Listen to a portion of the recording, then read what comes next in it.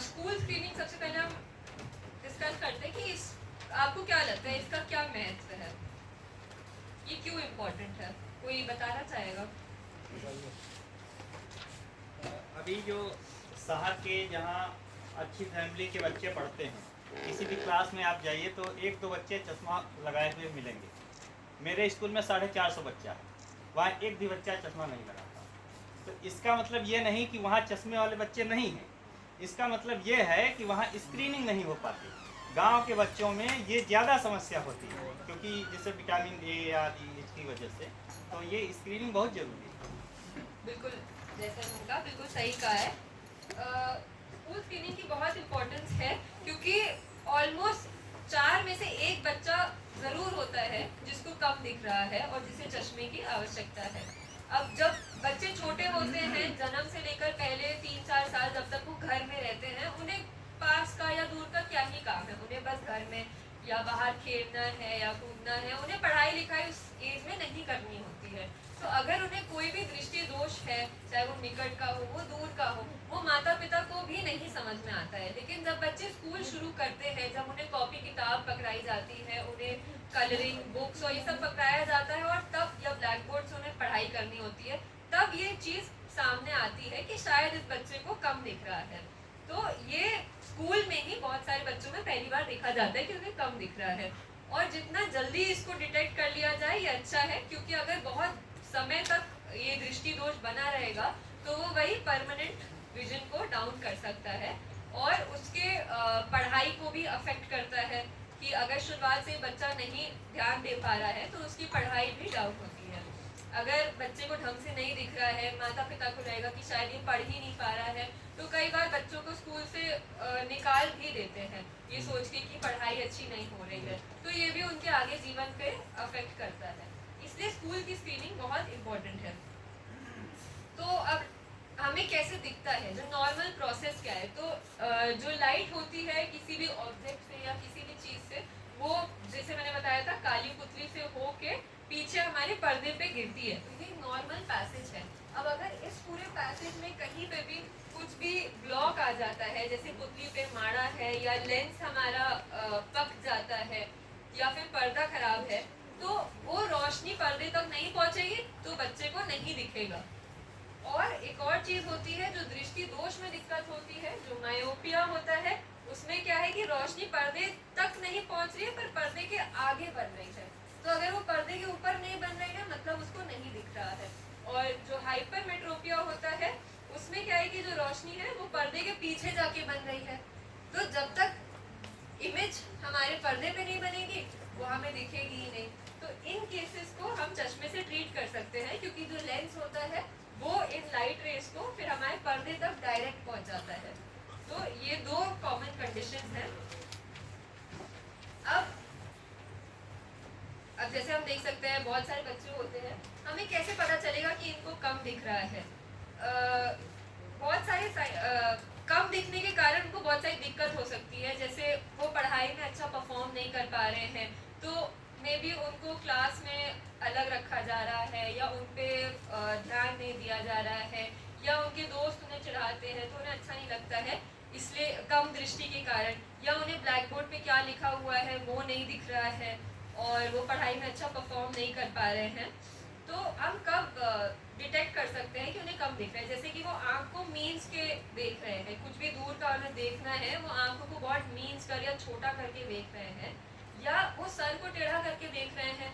Normally हम sir सीधा करके देख रहे हैं, अगर आप देख रहे हैं कोई बच्चा बहुत अपना सर को टेढ़ा करके या फेस को पूरा घुमा के कुछ देखने की कोशिश कर रहा है, तो उसमें हो सकता है कि उनको भेंगापन हो या तिरछापन हो आँख का, या हो सकता है उन्हें कम दिख रहा हो। और अगर बच्चा अपनी आँख को बहुत ज़्यादा रगड़ रहा है, मल रहा है, उसको बहुत ज़्यादा आँख में पानी खुजली की दिक्कत हो रही है, स्पेशली जब वो पढ़ाई कर रहा है या कुछ देख रहा है, तो भी हो सकता है कि उसको दृष्टि दोष हो। और अगर कोई बच्चा एक आँख को बंद करके देख रहा है तो भी हो सकता है कि उसको उस आँख से कम दिख रहा है, क्योंकि उसको उस आँख से कम दिख रहा है तो वो कोशिश करता है वो उस आँख से देखे ही ना, वो उस आँख को या तो हाथ से ढक लेगा या अपने आप से बंद कर लेगा, और जो उसकी अच्छी आँख है सिर्फ उसी से देखने की कोशिश करेगा। तो इसमें भी हम सस्पेक्ट कर सकते हैं कि बच्चे को उस आँख से कम दिख रहा है। तो अब हम कैसे कर सकते हैं स्क्रीनिंग? हमें बहुत ज़्यादा चीज़ों की ज़रूरत नहीं है, बस एक विजन की चार्ट की ज़रूरत है और ऑक्लूडर होता है, और अगर ऑक्लूडर नहीं है तो हमारा हाथ भी इनफ है।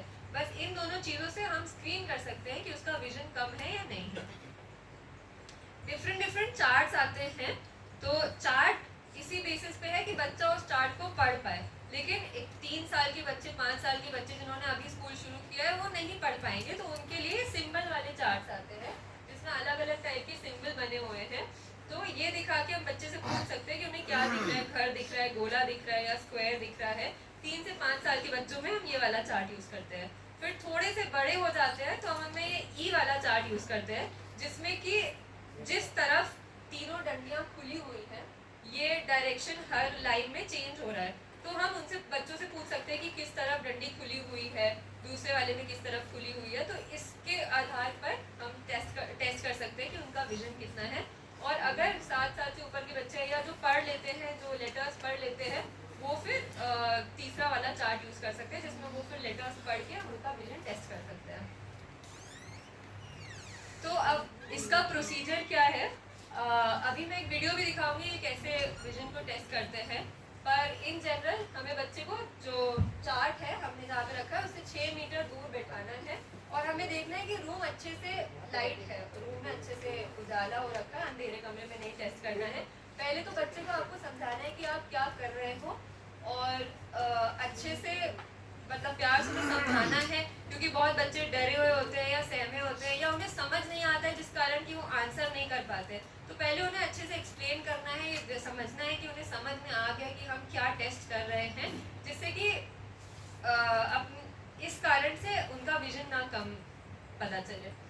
फिर उसके बाद एक आंख को ढक के ऊपर से नीचे दूसरी आंख से उनको पढ़ने के लिए बोलना है, और जो सबसे नीचे वाली लाइन जो वो आराम से पढ़ पाए वही उनका विजन है।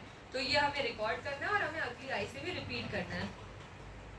तो इधर एक वीडियो है कि कैसे हम टेस्ट कर सकते हैं। जैसे आप देख रहे हैं बच्चे को आराम से लाइट वाले कमरे में बिठा के उसको 6 मीटर दूर रखा है, जो उसकी राइट वाली आई है, लेफ्ट वाली आई है उसको ढक दिया है, और राइट आई से उसको सामने देखने के लिए उसको लेटर्स पढ़वाए जा रहे हैं।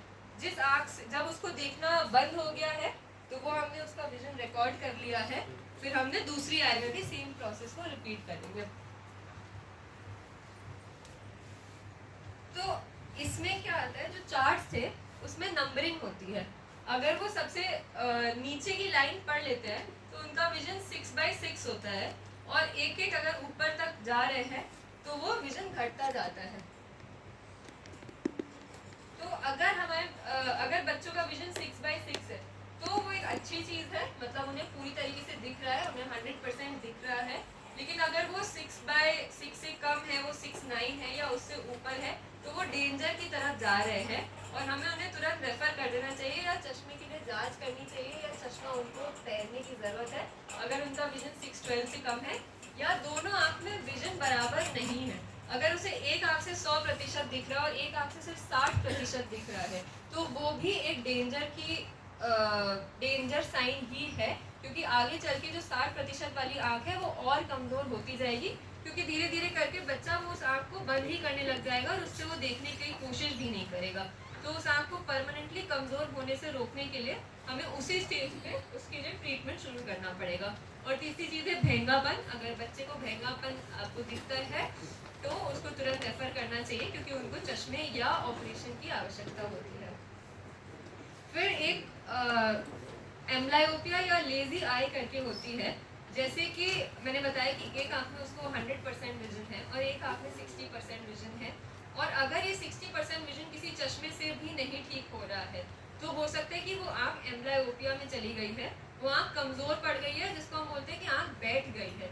तो इसको कैसे आइडेंटिफाई करते हैं? यूजुअली बच्चे क्या करेंगे कि एक तरफ अपना सर टिल्ट कर लेंगे, या गर्दन मोड़ लेंगे, या सर को मोड़ लेंगे, क्योंकि उसे उस तरफ से अच्छा दिख रहा है, तो वो दूसरी आँख को कम इस्तेमाल करेंगे, जिस तरफ से उन्हें दिख रहा है उस आँख को ज़्यादा इस्तेमाल करेंगे, या आँख को मींच कर छोटी करके देखने की कोशिश करेंगे, या जिस आँख से उन्हें कम दिख रहा है उस आँख को बंद ही कर लेंगे, या तो हाथ से या अपने आप से आँख बंद करके जिससे उन्हें अच्छा दिख रहा है उस आँख से ही देखने का प्रयास करेंगे। या कुछ बच्चों में आँख अपने आप ही जो कमज़ोर होती है वो टेढ़ी हो जाती है या तिरछी हो जाती है, तो इन केसेस को भी तुरंत रेफर करना चाहिए, क्योंकि हम इनमें पैचिंग शुरू कर सकते हैं।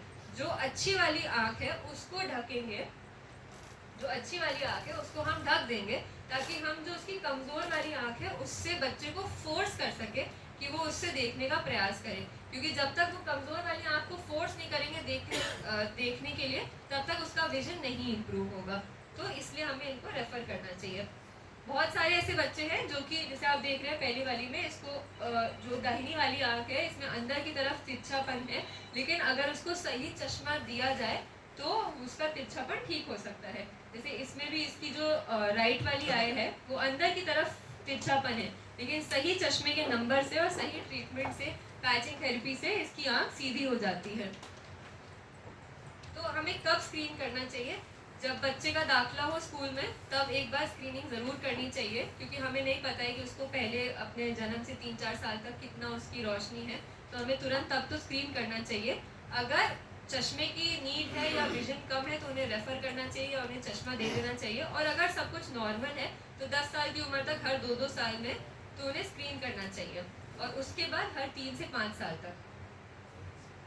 और कब किस किस कंडीशंस के लिए हमें रेफ़र करना चाहिए? जब उनको आँख से कम दिख रहा हो, या एक आँख में आपको लग रहा है कि सफ़ेदी है, मोतियाबिंद है या भेंगापन है, इन सब केसेस के लिए रेफ़र करना चाहिए। तो आप लोग टीचर्स हैं, तो आप लोग क्या क्या कर सकते हैं?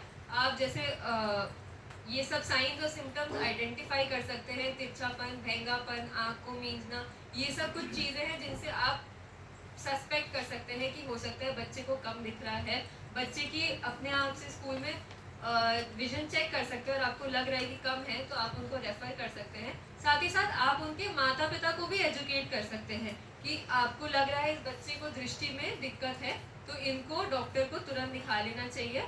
और अगर उनको चश्मे लगे हैं तो बच्चे को भी काउंसिल करना है, उनके माँ बाप को भी काउंसिल करना है कि चश्मा बराबर लगाए रखना है और पूरे टाइम लगाए रखना है, या जो पैचिंग बताई गई है उसको फॉलो करना है।